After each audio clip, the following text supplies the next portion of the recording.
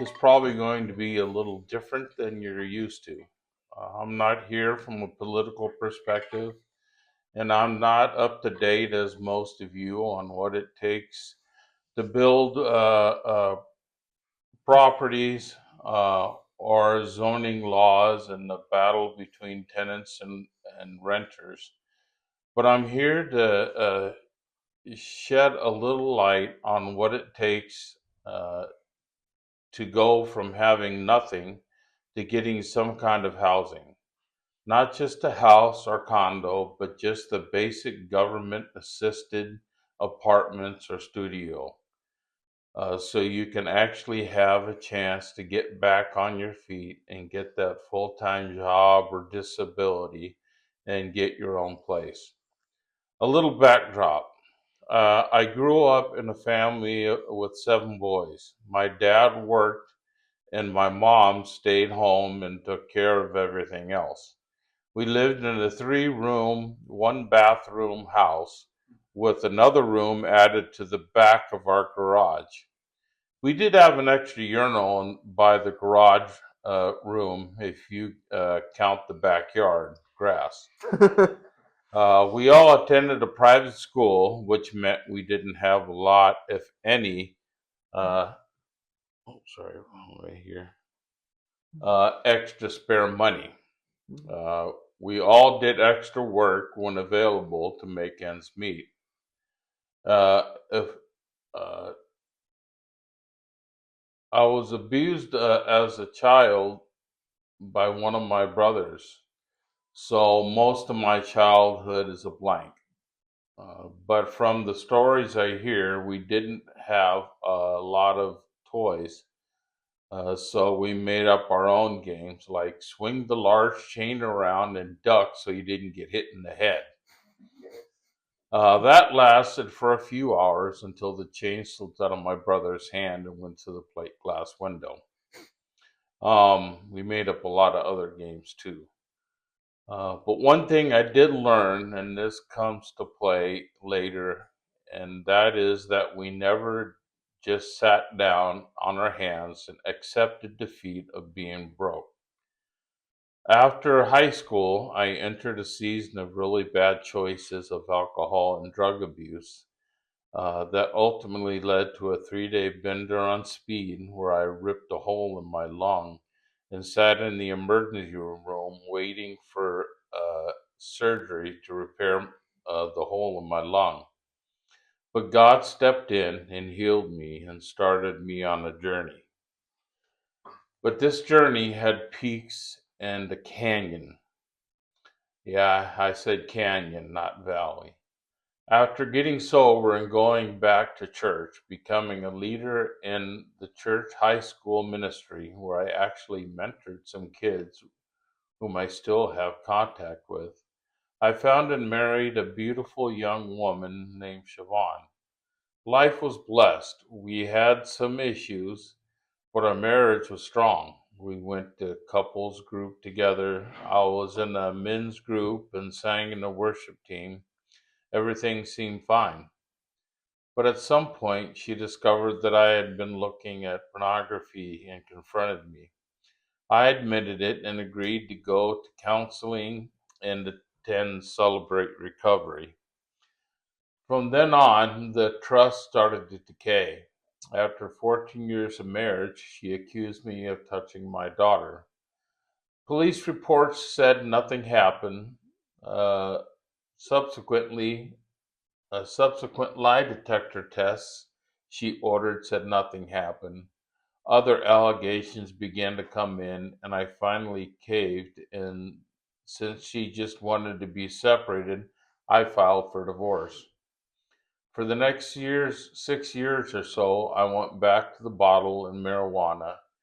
After a while, due to the drugs and alcohol and depression, I quit my job because I couldn't stand my boss and needed to change. It took about 2 years to finally find a full time job.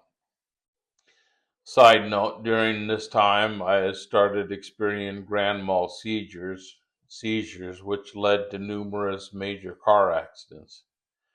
After working this job for about 3 months, on February 1st, 2021, on my way to see my doctor to get an emergency refill for my seizure meds, I had another major accident and woke up in the hospital. About 1 week later, I had a mild stroke at home and had to call 911. I still have some lingering effects from the stroke, um, but at least I can walk. I did lose my peripheral vision, though. At this point, I could no longer work and had to move out of my apartment. For about 6 months, I lived with my brother, but living with family isn't always so easy, and I had to move back to LA and lived with my cousin for about 2 months as they were packing to move to another state. At that point, I had nowhere to go and was referred to Union Rescue Mission by my niece.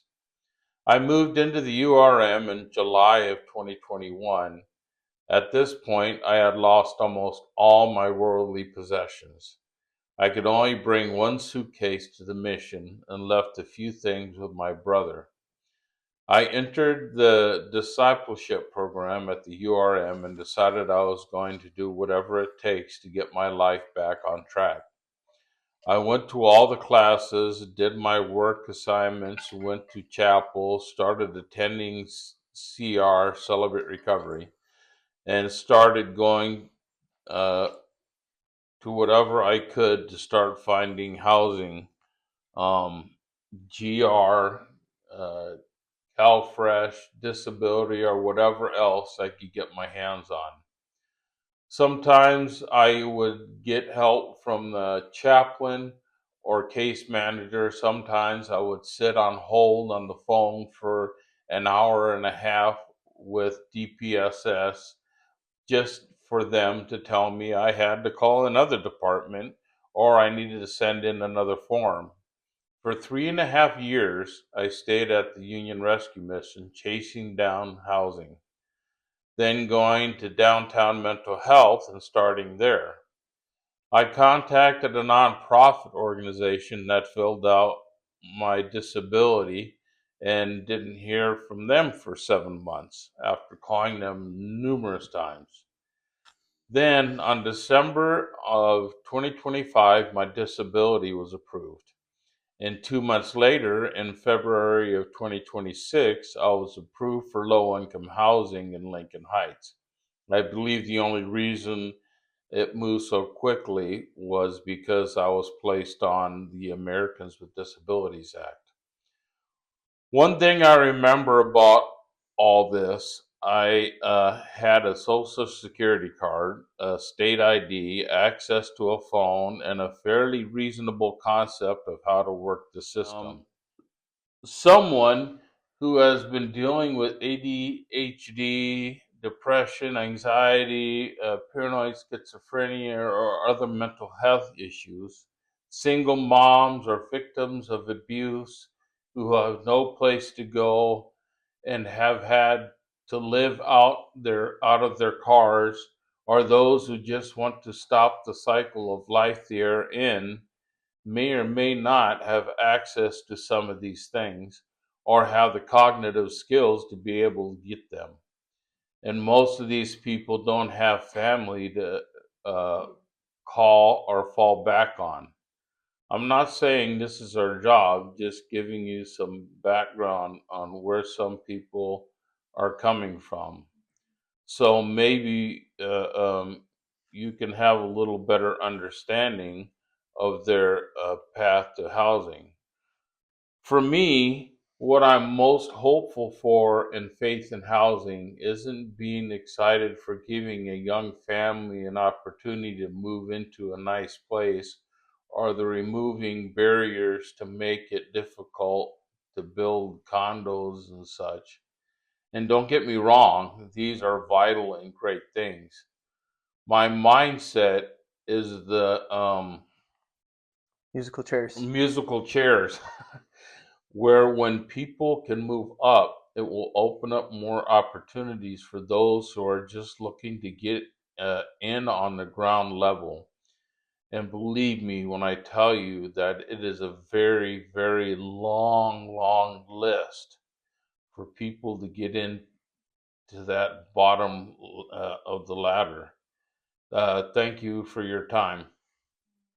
Okay.